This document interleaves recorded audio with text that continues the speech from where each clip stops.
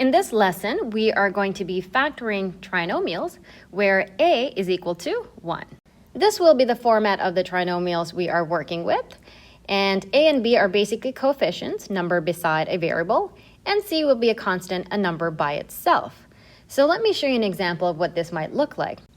We've got three terms here, 2x squared plus 10x plus 12. So because there's 3, it's a trinomial.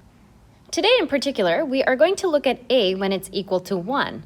So really our example would look something like this. The x squared is by itself. Now remember, if there's no number, it's actually a 1. So these are the kind of problems we are going to be working with today. Here is an explanation telling you how to factor a trinomial. I'm going to focus on the second part. So basically what's happening is you're going to look at the middle term of the trinomial, the one beside the x, and you're going to find two numbers that add up to that. Okay, so two numbers that add up to the number beside the x. And then you're going to find those same two numbers should also become a product of, meaning they multiply to the number at the end.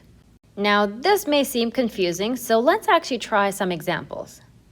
Our first question is x squared plus 5x plus 6. Now to start this, you are first going to find two numbers that add up to the middle term. So two numbers that add up to 5. Okay, and those same two numbers must multiply to the last term, so they must multiply to 6. Now I always start by finding two numbers that multiply. That is usually easier for me, so let's try that. So two numbers that multiply to 6. What about 6 times 1? 6 times 1 is 6. Okay, so that works. Now these two numbers should add up to 5. But 6 plus 1 is actually equal to 7, not 5. Okay, so 6 and 1 are not our numbers. Now let's try again. Let's find two numbers that multiply to 6. Well, what about 2 times 3? Okay, 2 times 3 is 6. That works.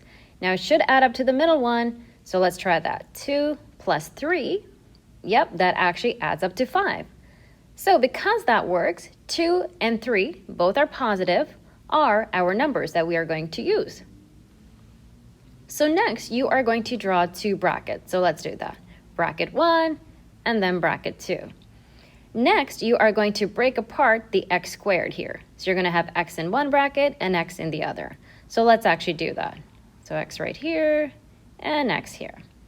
Now the next part, you are going to take the two numbers that we came up with, which were positive 2 and positive 3, and you're going to put that inside the bracket. So positive 2 and positive 3. And that's our answer. Now you can also write positive 3 here and positive 2 on the other side. It doesn't matter where you put it as long as both numbers are positive. Now, how do you know this is actually the correct answer? Well, we can actually check. So by checking, we're actually going to multiply our answer out. So let's multiply the binomials. So start off with the x times x, we multiply that, which is x squared. Now x times positive 2, that comes to positive 2x. Okay, next it's the 3's turn. So 3 times x, that comes to positive 3x. And then 3 times positive 2, when you multiply them, comes to positive 6. Now notice in the middle we have two like terms here, so we can actually add them to simplify it. So leave the x squared as it is, and 2x plus 3x is 5x, and then the plus 6. Now notice our answer for the check basically matches the question. They're both the same. So if they're the same, that means you actually have the correct answer. So our final answer is going to be x plus 3 in bracket times x plus 2 in bracket. On to question B. So again, start out by finding two numbers that add to negative 9, and those same two numbers have to multiply to 20, the one at the end. I always start out by finding two numbers that multiply first. So let's find two numbers that multiply to positive 20. Okay. What about 5 times 4? Yep, that comes to positive 20, so that checks out. Now let's try 5 plus 4. Now 5 plus 4 is 9, but notice the middle term actually is a negative 9, not a positive 9. So that doesn't work. Now what if we actually put in some negatives there? So let's try negative 5 times negative 4. When you multiply two negatives, you end up with positive, so that comes to positive 20. Now negative 5 minus 4, when you put them together, it actually comes to negative 9. So negative 5 and negative 4 are the numbers we're going to use. All right, now we draw the two brackets. Then we break apart the x squared, so we have x on one side and x on the other. And now let's write our two numbers. So one number was negative 5, so let's put that here. And the other number was negative 4, so let's put that in the second bracket. And this right here is our final answer. Now this question looks a little different, but we're still going to use the same method. So we're going to find two numbers that add up to the middle term, which is negative 4, and those same two numbers should multiply to the last one, which is negative 12. And I always like to start off with finding two numbers that multiply to the last one. So let's see, we've got 6 times 2, yeah, that comes to 12. But our last term has to be a negative 12. So what if we put the 2 as negative? Yep, that works. And 6 minus 2, oh, that comes to positive 4. So the 2 cannot be negative. All right, so that doesn't work. But what if we took the negative away from the 2 and instead made the 6 a negative? So let's try that. Negative 6 times 2 is negative 12. Yep, that works. And negative 6 plus 2, yes, that comes to negative 4. So now we have our two numbers, negative 6 and positive 2. Once you have the numbers, let's now draw the bracket. So let's do that here, bracket number 1, and then bracket number 2.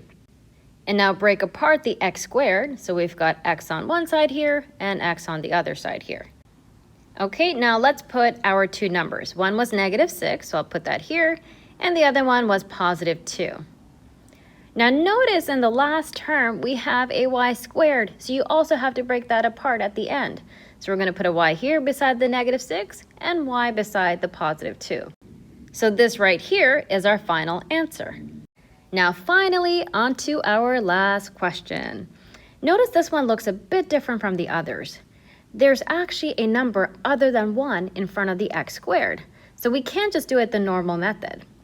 Okay, let's take a closer look. We've got coefficient 4, 12, and 112.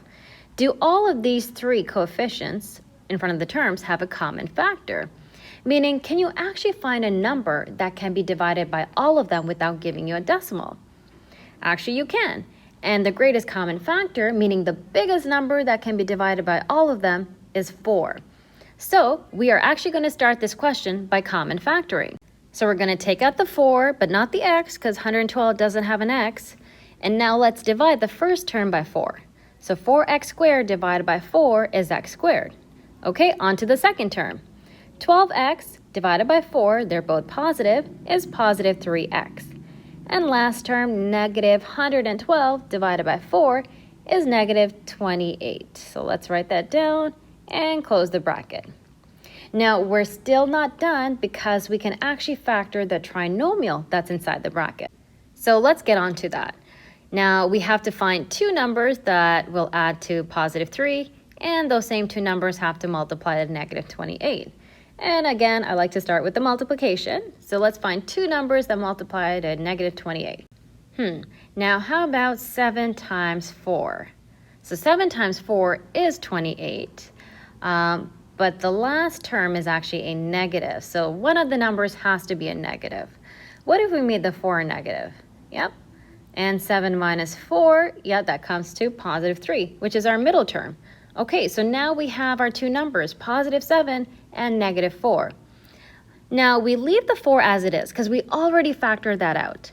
Now we draw the two brackets after and break apart the x squared, so x here, x in the other one, and put our two numbers. One was positive 7, so let's write that there.